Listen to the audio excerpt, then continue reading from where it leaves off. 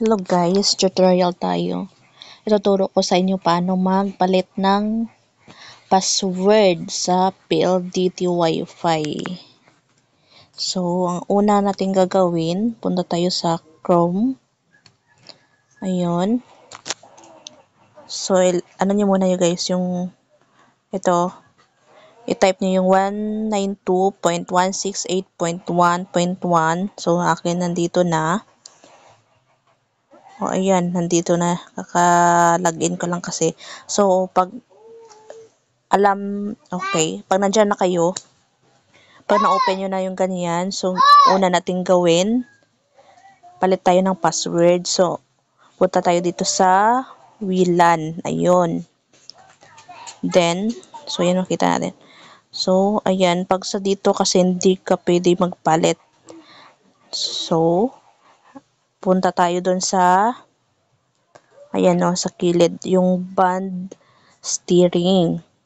Diyan tayo magpalit guys. So, ayan yung name ng Wi-Fi. Pwede ka magpalit ng name ng Wi-Fi mo. And then, so, ayan, pwede ka magpalit ng Wi-Fi.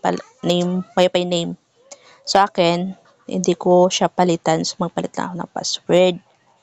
So, next, palitan natin yung password.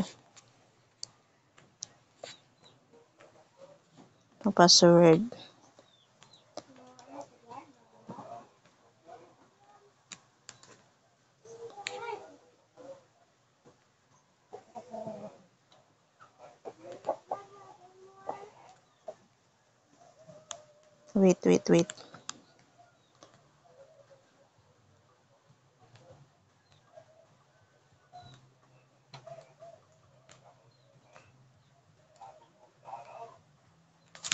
So, yun yung password natin.